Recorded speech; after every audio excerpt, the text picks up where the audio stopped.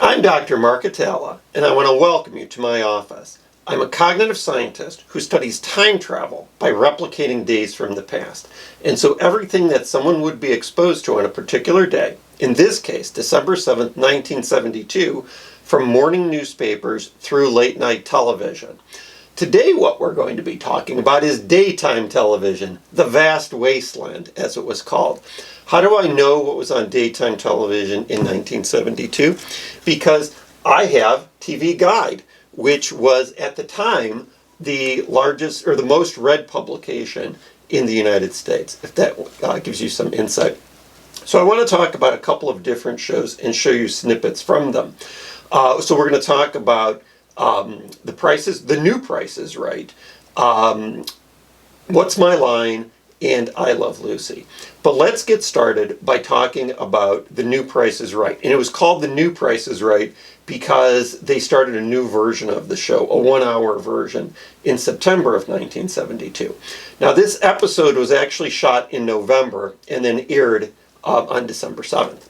So the part I want to show you is a snippet from something that was called True or False, where Brenda is playing to win a manual Chevy Vega. And that's a great car.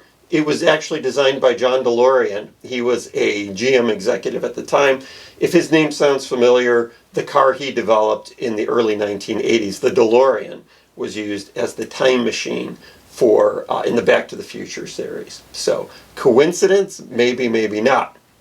So she's playing the true or false game where she has to say whether the price is what they say it is or if it's different. This is interesting because in the book I put in the inflation adjusted costs and if you wanted to buy that same product on eBay today.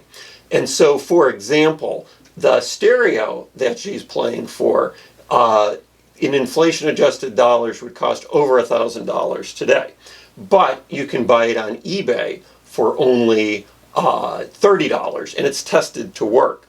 Similarly, the cubic zirconium earrings that she plays for, you could get for $22 today. So let's take a look and see how Brenda does. Now here is an interesting looking prize that you have a chance to win. Let's find out more about it. Surround yourself with the luxury of stereo with the Channel Master 8-track stereo cartridge player with AM/FM multiplex receiver. Now, we have a price on that of $150. As I said, this is a game of true or false. To win this and your choice of one of the price tags, all you have to do is tell me, is $150 a true price or a false price?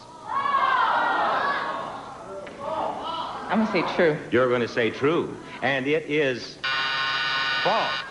Now, that's just one. We'll take that away, and we'll bring this silver up here. Now, this is something that you should know a lot about. And, Johnny, you help her, too, please. All right, Bob. Here's the Town & Country 32-piece tableware set by Washington Forge with beautiful Fleetwood handles and mirror-bright stainless steel. They're dishwasher safe. Now, we have a price here of $35. Let's get on the right track. Is that true or false? True. She says it's true, and it's true. Good girl. Now, you've won that. But if you look up here above the automobile, you see that one of those price tags is illuminated. Now, that means you have your choice of at least one price tag, but let's not stop with just one. One's all you need to win, but let's not stop there. Let's win this, too. What do we have here, Johnny? We have the Rival freestanding electric can opener, knife sharpener with magnetic lid lifter. When you finish the operation, the can-o-matic shuts it off by itself. And Brenda, the price, $23. True or false? False. False, she says. It's true. Well, we have one last prize here. Let's have that right out here, Janice, so she can get a good look at it. And let's move up a little closer, and Johnny, you go ahead. From Diamond Air, 2-carat round button earrings set in 14-carat white gold. Diamond Air simulated diamonds with the spirit of diamonds. Price, $160. Now, Brenda, tell me, is that true or false? Those are earrings. Oh. False. False? It's false. Good. Those are your earrings. It's awful to hear Bob Barker call Brenda a good girl, but it shows the time where there was a paternalistic sexism, even on game shows. Our second show is What's My Line? And the snippet that I want to show you is the mystery guest. And so there's always a mystery guest on What's My Line. In this case, it's Patty Duke. Now, Patty Duke, she started as a child actress on Broadway in The Miracle Worker, and she had a very long career. When this was filmed in December 1972, she had just been married to John Aston, if you know him, Gomez Addams. And this was her third marriage. I don't know if her second marriage counts because it only lasted for 13 days. But she's a great actress. I love the Patty Duke show. One of the interesting things about her, too, she was on the $64,000 question in 1958 and won $32,000. It later turned out that she was coached, and because there was a big congressional investigation, she had to testify before Congress where she broke down crying.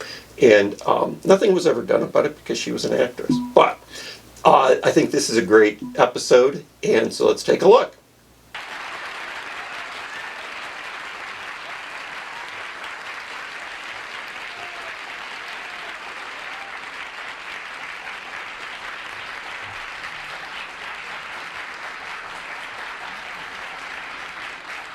Okay, panel. You have about 2 minutes to guess the identity of our mystery guest, one question at a time. And let's start with Gene Shalit. How do you do, mystery guest? That was an ovation you got. Are you in any form of the performing arts? Yeah. Arlene? There's a certain timbre to that voice that makes me think it's an opera singer. No. Are you, well known to television audiences? It's very possible. Soupy?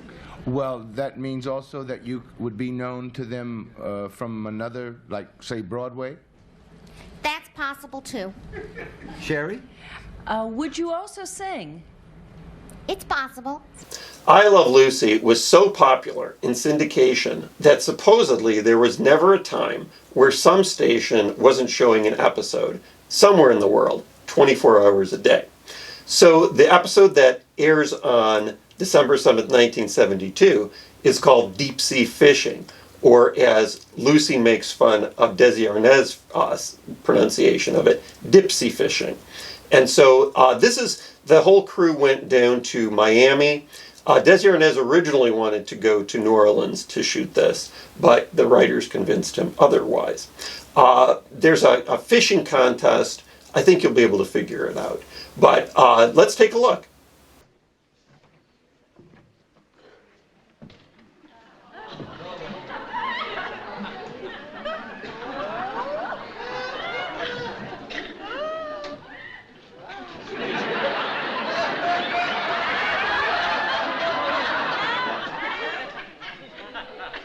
What are you doing with that fish? What fish? That fish!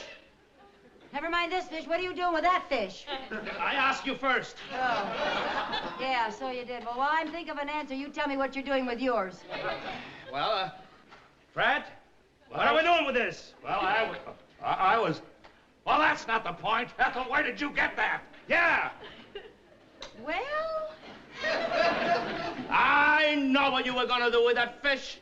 You bought that fish and you were going to pretend that you caught it. What a sneaky thing to do. Well, you were going to do the same thing, so you're just as snicky as we are. Oh, you started the whole thing. That's right. Don't start the whole thing. Yes, you did. I wonder who's going to win the fishing contest. Now, I'll put links to all three of these shows below so that you can watch them if you like at timetravelsimplified.com. But while you're there, why not become a time traveler and buy my book, Final Apollo Mission, December 7th, 1972. It's guaranteed. And so our motto is, it's time travel or it's free. If you'd like to support my research further, I have a link to Patreon below. I would appreciate if you like and subscribe and share this video. And otherwise, have a great day.